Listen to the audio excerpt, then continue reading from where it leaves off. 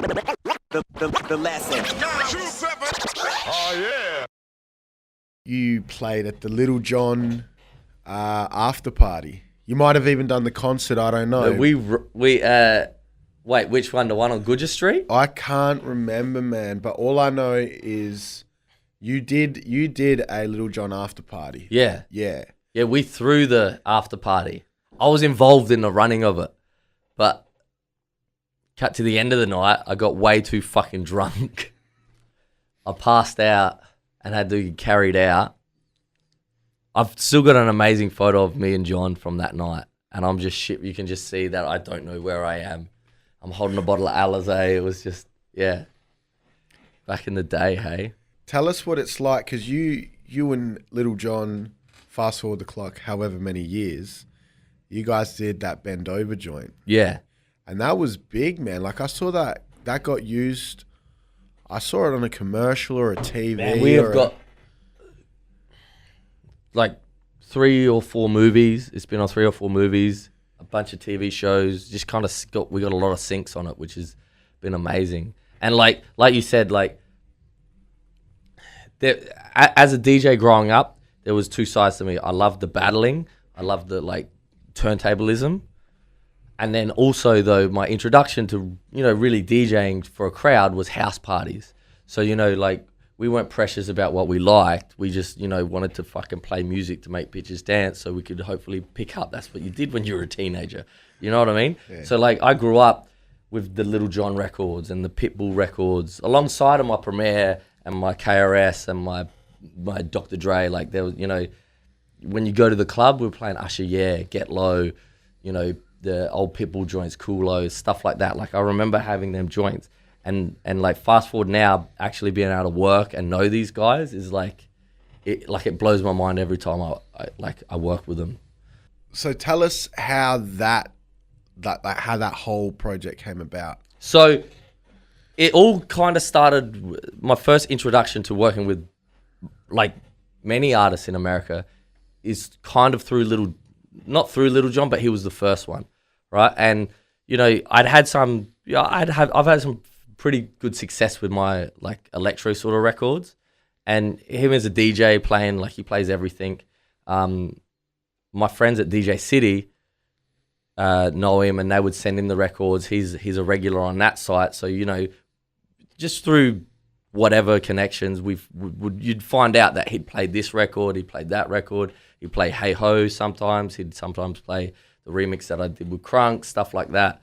And, just along the way, I'd met him at a few shows. I'd met him at the Adelaide show, even though he doesn't remember. I showed him a photo. He doesn't remember that. I don't really remember that, But, yeah, I'd met him a few times along the way. And the more success I had with some of these dance records, he would, like, know me as when the next time I saw him. Oh, Kronic, And so one time, my friend who was the connection with him was like, when you're ready, when you've got the right record to get John on, I can send it to him, because he likes to jump on, like, as long as it's dope and he thinks it's going to fire, he'll jump on it.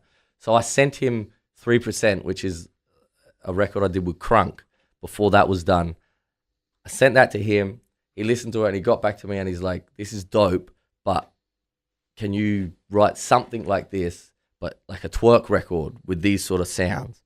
So I went back into the studio, I wrote like what was the beginning of Bend Over, sent that off to him, and he's like, man, this is fire. I want to make this a single. Worked a bit back and forth with him. He sent me some synths. We tweaked the drums a little bit. And yeah, we did Bend Over. That came out. It did pretty damn well as a single for John. And that was kind of my introduction to producing for other people. I'd never done that shit really before. I never thought that I could do it, because I didn't realize, like, I never thought I was good enough. We can get to that later on, because that's like the Australian dance music mentality. Kind of, it taught me a lot, but it crushed my spirits, But yeah, that started the working relationship I have with Lil Jon at the moment, which is crazy, because we work really closely together. We've got like, I don't even know if I can say, but we got that many beats written, sending them off to other artists, working on some projects for him, Pitbull, stuff like that. So yeah, it's like mind blowing sort of shit, you know. I think what Lil Jon kind of enjoyed with working with me was like, I kind of there's this mentality that a lot of like the dance acts have that like they first off, people don't know that he's a producer anymore. I don't know why, because he wrote all them huge records back in the day, like, and he was a known producer. And so, you know, when an artist, especially in the dance world, would, you know, reach out to him, they'd think collab. I want my name on it. Nah, it needs to be more like this. When really I took like the kind of the back seat in a sense. I'm like, what do you want?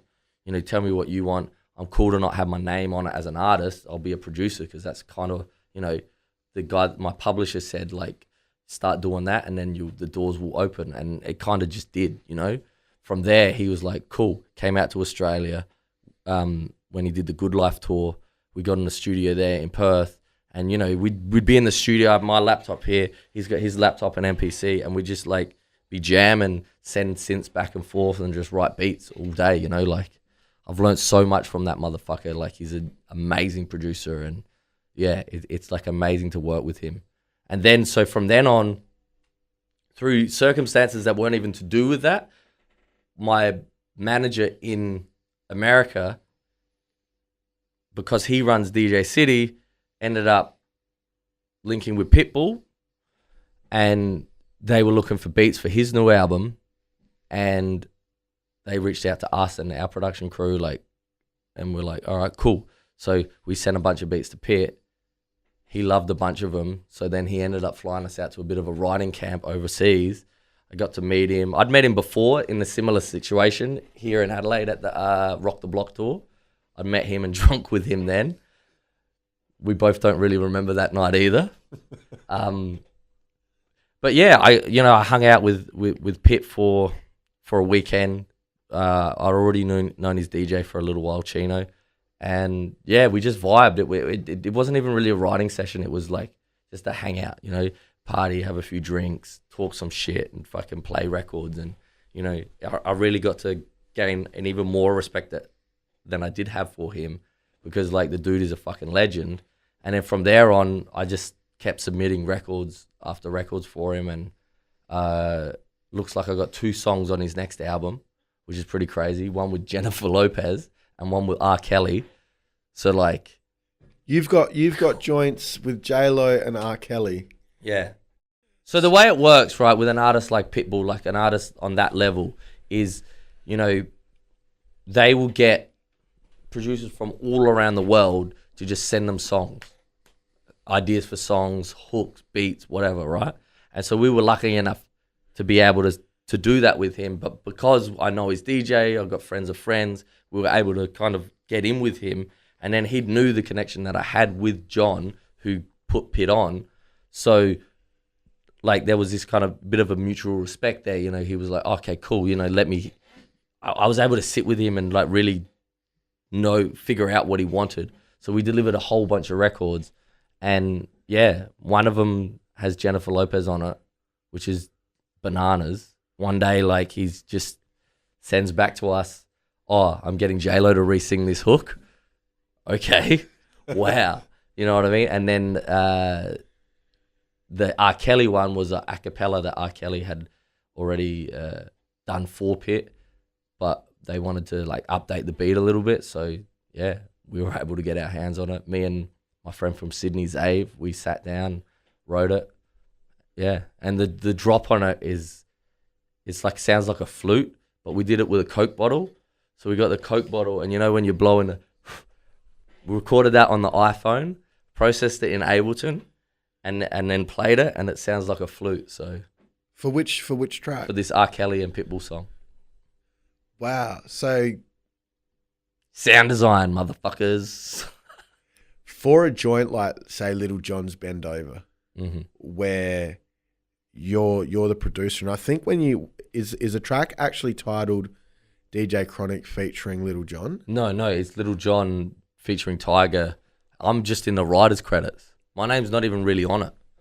Okay. Which is, I feel like that helped me in in him kind of having a respect for me because I wasn't pushing for it. Like, oh no, I need my name on it. I need my name on it. I'm like, no, like this is he said to me, I want this as a single. I'm like, okay, well, I understand the way fucking records work. Back in the day, the producer took the role that the producer's meant to take behind the scene. You know, this whole dance overtake has been like, well, these producers are like, where's my name? Why's my name not in the forefront? Well, because it doesn't belong on the forefront.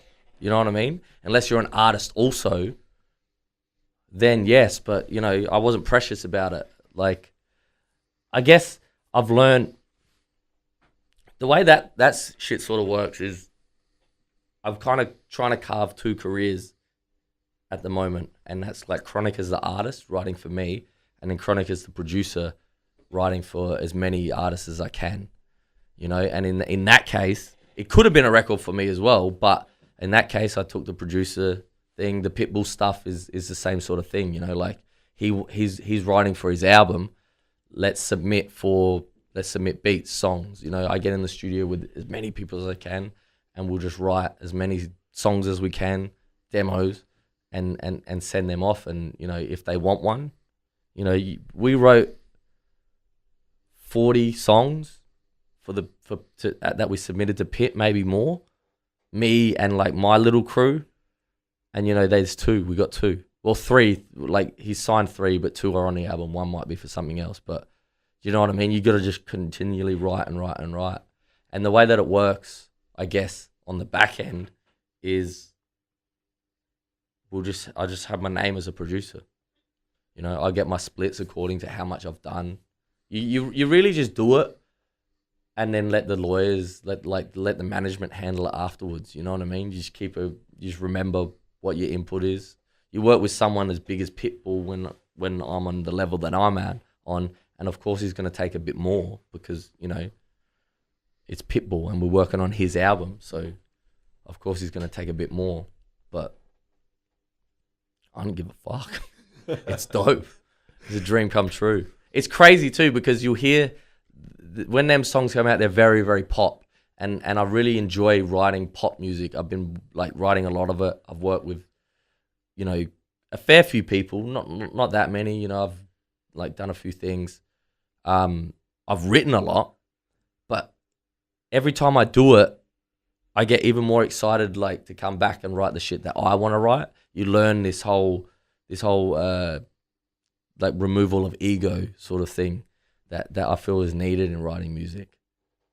Like you learn to just like detach from what you think is right and think about what the vision or the idea of the song is, and just go at that with everything you have, you know?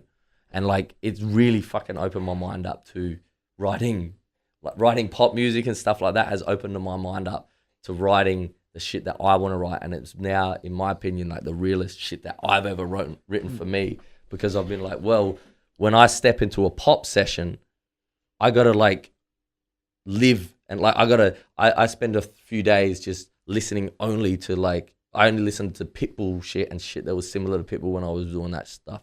When I was working for this other pop kid, it's the same thing. I'm like, what does he do? I just listen to that shit nonstop, you know, like I got to get in that zone. I got to be in that world, you know? And then when I had stepping over to my shit, it's like, all right, well, I got to do that again. I got to do that when it comes to writing for me. And that process is, what do I love? What do I like listening to? Without thinking about what's on the charts, without thinking about what's cool, what do I listen to from the minute I listen to music to now? You know what I mean? It's majority Kanye West and Wu-Tang, and that, which is my favorite shit. But then everything else in between, you know, throw that in the reference folder. Just listen, and get vibes. You know, get like inspired by like a loop from this song or some like a line that Kanye said. You know, like about drinking or whatever, and you know what I mean. And then you just kind of feed off of all that, and then tell my story through that. The lesson. Oh yeah.